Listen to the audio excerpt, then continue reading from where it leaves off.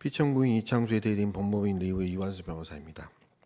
청구인 대리인께서 여러 말씀을 하셨습니다만 지난번에 말씀하신 것과에서 이렇다 할 새로운 내용이 없어서 소추 사유 및 사건의 실체에 대해서는 이미 지난 기일에 답변을 드린 말씀으로 충분하다고 할 것이므로 지난 기일에 드린 말씀으로 가름하겠습니다.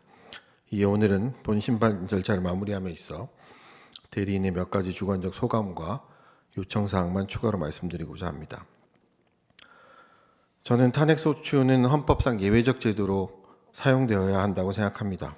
고위공직자의 위헌 위법이 중대하고 명백하여 이를 묵고하는 것이 헌법 가치에 반하는 경우 그 공직자를 비상적 예외적으로 파면하는 제도입니다. 먼저 막연히 소추해 놓고 그 이후에 비로소 소추 사유를 찾고 위헌 여부를 검토하는 식의 제도 운영은 탄핵 소추권 남용의 분명한 표징이라고 생각합니다. 탄핵소추권의 남용이라는 저희 주장에 대해서 국회는 탄핵소추권은 국회의 권한이라고 답변합니다. 국회의 권한 맞습니다.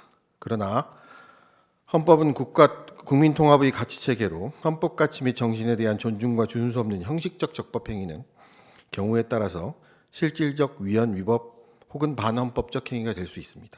그러한 관점에서 국회 이번 연쇄 탄핵은 만약 탄핵 소추 사유가 인정되지 아니한다면 그 자체로 오히려 헌법질서 문란 행위에 해당할 수도 있을 것입니다. 청구인 측 소추위원은 본건 탄핵과 관련해서 검찰 제도나 검찰 조직의 문제를 그 근거로 말씀하셨습니다. 그 주장에 그대로 동의하지도 아니하지만 가사 제도나 조직에 무슨 문제가 있다 해도 그것을 특정 개인에 대한 탄핵 소추의 배경이나 근거로 삼을 수는 없습니다. 그 자체로 정치 논리로 사법적 탄핵을 하였다는 자백에 불과합니다. 재판관님들도 잘 아시겠지만 어떤 사람이 소추된다는 것, 그것은 그 사람의 인생과 전 인격이 국가 권력 앞에 섰다는 것을 의미합니다. 이는 그 자체로 개인에게 엄청난 부담이고 고통입니다. 재판기간 내내 개인의 삶은 재판 대응이 삼켜버리게 됩니다. 나중에 무고함이 드러나더라도 그 고통은 회복되지 않고 사실상 그 기간만큼 시간이 인생에서 삭제됩니다. 본건 역시 마찬가지입니다. 최고 헌법기관인 국회를 상대로 개인이 소송을 한다는 것은 그 자체로 엄청난 부담이고 고통입니다. 특히나 탄핵소추는 직무집행 정지를 수반하기 때문에 더욱 그러합니다. 직무가 정지되어 아무것도 하지 못하고 재판만 바라보고 있는 삶은 고통입니다. 남들에게는 얼마 안 되는 기간 같아도 본인에게는 영겁의 시간입니다. 만약 탄핵소추가 기각된다면 본건 직무집행 정지로 인하여 그 자체로 뚜렷한 잘못도 없이 3개월 정직의 중징계를 받은 것과 다름이 없습니다. 상황이 이러한데도 소추가 기각되면 피청구인의 업무 처리에 문제가 없다는 점이 밝혀지니 피청구인도 좋은 거 아니냐는 식의 발상은 공감 능력과 인격을 크게 의심하게 하는 것이 아닐 수 없습니다. 소추권의 남용에 대해서 재판부께서 신속하고 준엄한 선고를 내려주시길 요청드립니다. 사실 이 부분 국회의 잘못을 지적하시더라도 국회나 국회의원에게 책임을 지게 할 제도도 없고 피청구인의 피해를 보상해 줄 제도도 없습니다.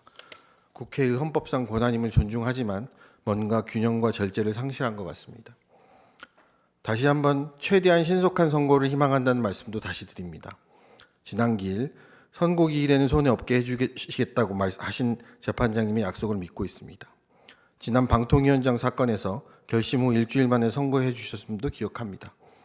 이 사건이 이미 결심되어 선고 대기 중인 감사원장님 사건과 같은 날 동시에 탄핵 의결되었고 심지어 그 탄핵 논의는 감사원장님 사건보다 한 달 이상 선행하는 사건입니다. 다른 사건들로 바쁘시면 잘 알지만 이 사건은 다른 사건들보다 먼저 시작되었고 제가 보기에 이보다 더 간단하고 명백한 사건은 없습니다. 그럼에도 이 사건 심리기간이 이미 80일이 넘어 진행되고 있습니다. 이 사건보다 복잡한 사건이 이 사건보다 심리기간이 짧다면 그것도 또 다른 시비의 빌미가 될 수 있습니다. 이상 제 말씀 모두 올렸습니다. 돌아가서 재판부의 신속한 하회를 기다리겠습니다. 이상입니다.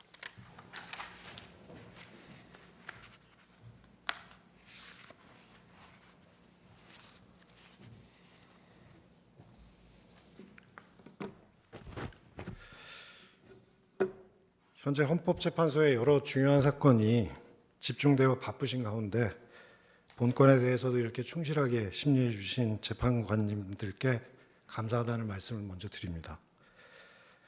이 사건은 약 4년이 넘게 검사장이 4번 바뀌는 동안 처리가 되지 않고 있던 사건이었습니다. 그래서 저는 중앙지검장으로 부임하자마자 그동안의 수사 경과와 중간 수사 상황을 수사팀으로부터 상세히 보고받고 남아있는 필요한 수사를 진행하고 수사팀과 머리를 맞대고 최대한 신속하게 사건을 처리하였습니다. 제가 부임해서 수사팀의 의견을 묵살하고 사건을 처리한 것이 아니고 부장검사를 포함한 수사팀은 대부분 유지한 채 처리가 되지 않고 있던 사건을 수사팀의 의견을 존중하고 최종적으로는 검사장인 제가 책임진다는 자세로 철저히 검증해서 증거와 법리에 따라 사건을 처리하였습니다.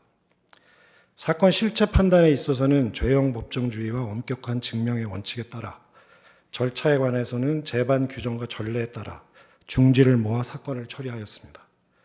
검사가 증거와 법리에 따라 사건을 처리한 것을 두고 그 결과가 마음에 들지 않는다고 해서 사법 불복 절차를 뛰어넘어서 헌법상 극히 예외적으로 행사되어야 할 탄핵 소추권을 저뿐만 아니라 차장이나 주임검사에게까지 행사한다는 것은 제 생각에는 탄핵 소추권의 헌법상 내재된 한계를 일탈한 권한 남용에 해당한다고 생각합니다.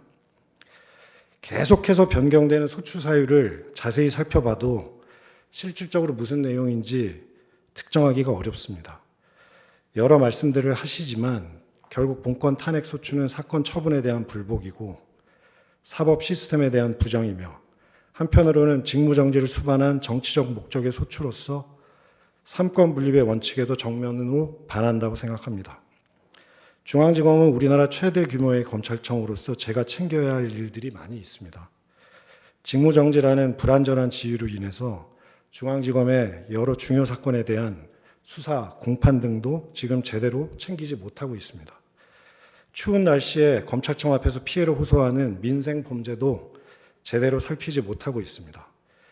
직무정지가 탄핵소추의 목적이 아니라면 오늘도 사명감으로 밤늦게까지 일하고 있는 사법 시스템 속에서 일하는 모든 분들이 법과 원칙에 따라 소신껏 일할 수 있도록 법치가 정치에 밀려 무너지지 않도록 재판관님들이 신속하고 현명한 판단을 내려주시기를 호소드립니다. 감사드립니다.